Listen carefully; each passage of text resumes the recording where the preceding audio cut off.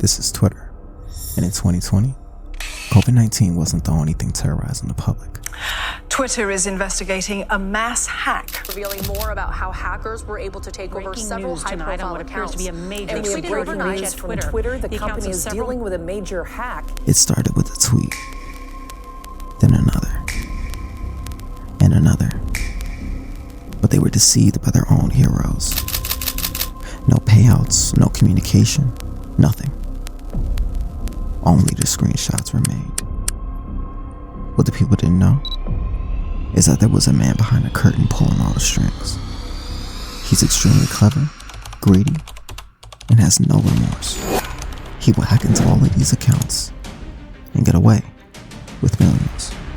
Armed only with his keyboard and knowledge, he will single-handedly pull off one of the biggest cyber attacks in social media history. This wasn't a team of elite professionals. This was just a teenager with the lust to deceive.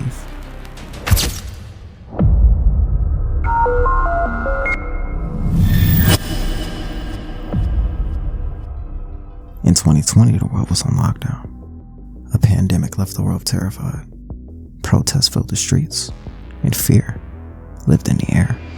But as we fly overhead, we find ourselves in Tampa, and inside a bedroom lies a teenager with his heart pounding and fingers clicking.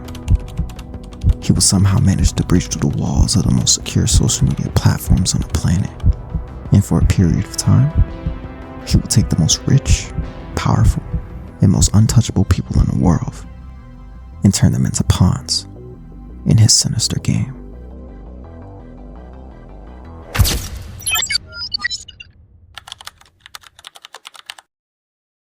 By all accounts, he was like any other kid. Quiet, smart, and obsessed with the internet. But behind that silence was a curiosity turning dark. And by the age of 10, he was known as an adept scammer, stealing little bits of money through false advertisements, and began learning basic code. By 12, he was reading hacker forums, and by 15, he was now diving deep into the dark side of the internet. You see, he wasn't looking to break the rules.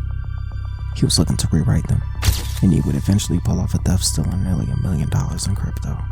I knew Graham under the alias Scrim, which was probably early 2018. All the people knew him as the Minecraft guy. He used to just scam people all the time. Then he started hacking people. He was a SIM swapper.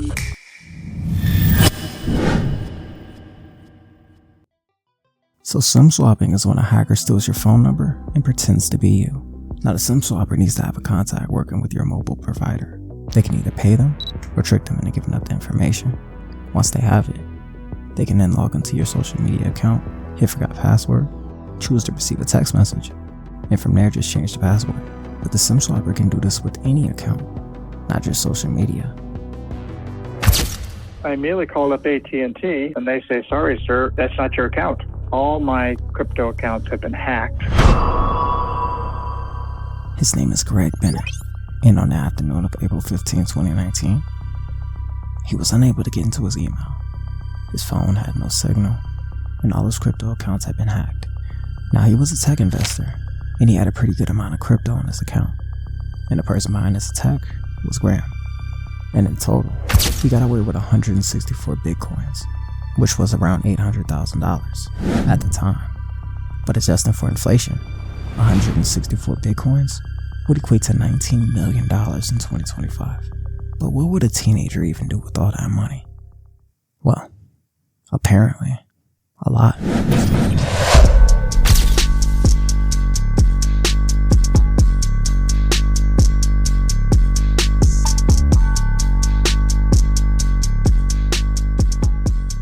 He had the designer clothes, the huge stack of cash, and at only 16 years old, he bought a BMW, plus a iced out Rolex. The skies over Tampa on these July mornings were heavy with rain. The wet humidity wrapped the city in a haze, and with Clark's new stolen fortune, he had a decision to make. You see, he didn't pull off this theft alone. He had help. And those people want their piece of the pie, so it was time for him to pay up. And so Clark, being a stand-up citizen that he is, decided to give the money to to absolutely nobody and take it all for himself.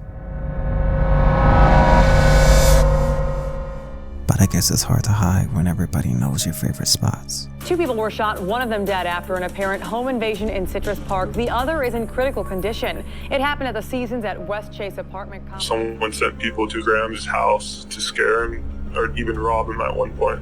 He was prime suspect number 1, and saying as he didn't want to share any of the profits, his fellow accomplices started to tell the cops everything they knew. But this never happened, and this isn't the reason Graham got arrested.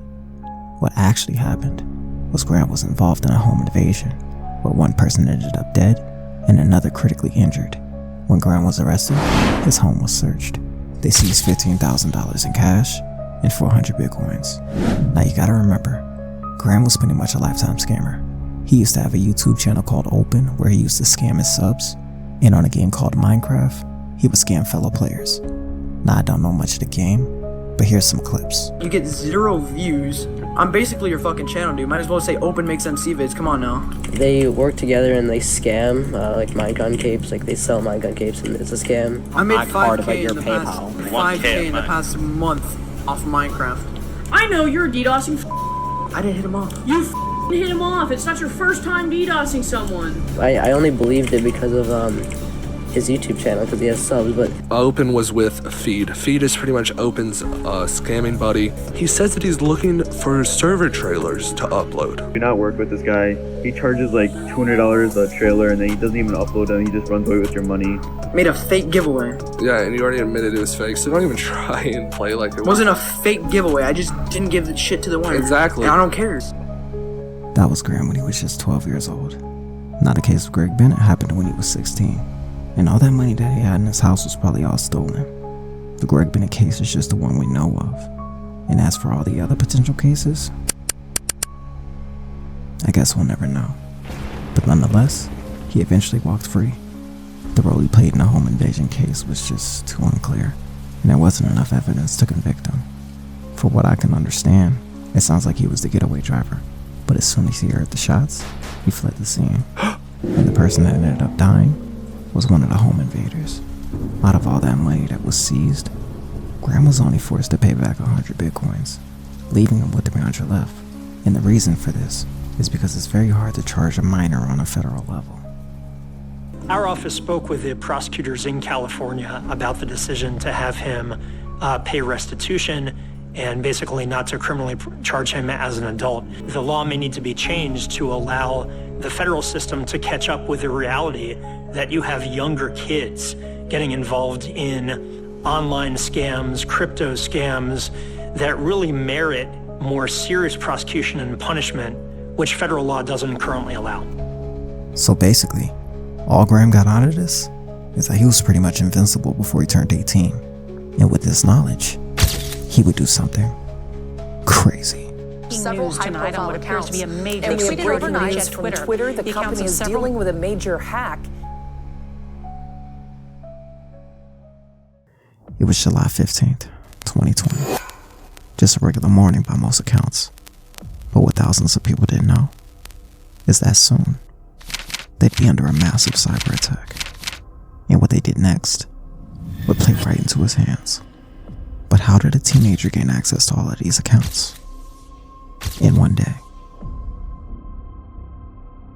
He used a technique called spear phishing, which means he pretended to be a person of a particular status to trick someone into giving up sensitive information. In this case, he posed as a coworker. He made calls, he sent urgent links, and it worked. Within hours, Clark had access to Twitter's internal tools. It was the Golden Panel, a control board used to manage the world's most famous voices. He had the keys to the kingdom, and the world had no idea. But what he didn't know was the digital footprint he was leaving behind would soon lead the wolves right to him. 2020 felt like the end of the world. COVID-19 flipped everything upside down. Offices were shut, systems were strained, and security weak. While the world was scared of a virus, Clark was already in the bloodstream of the internet. It began at 3:30 p.m. A tweet from Elon Musk's account feeling generous, sending back double all Bitcoin sent to my address. And within minutes, similar messages appeared across all these famous social media accounts. Millions of eyes watched in real time, and in just a matter of hours, $117,000 in Bitcoin vanished into the void, leaving the world shaken at its core. This wasn't just a scam, it was a demonstration. He was showing the world what one teenager could do from his bedroom. The skies that night were grim. His hand trembled as messages came flooding in. He thought he had gotten away with it, but what he didn't know was that the FBI, IRS, and Secret Security were already closing in. The attack was too big to ignore, and Graham made mistakes. He used an old alias tied in the 2019 cybersecurity theft. He had once used his real name to register a domain, and his Bitcoin wallet left a trail. But Clark had no idea. He was living a good life. For weeks, he thought he was untouchable, a ghost in his system, a hacker with no trail of digital footprint, just stolen accounts, breached services, and vanished cryptocurrency.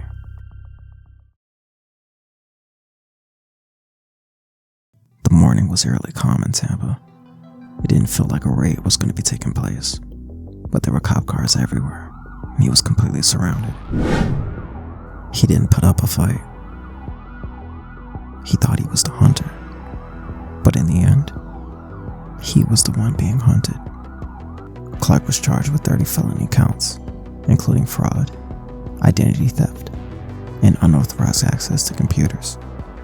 In 2021, he struck a plea deal, 3 years in a juvenile facility, followed by 3 years of probation and a lifetime reputation as a teen who hacked Twitter. Some say he was a prodigy, others say he was a warning.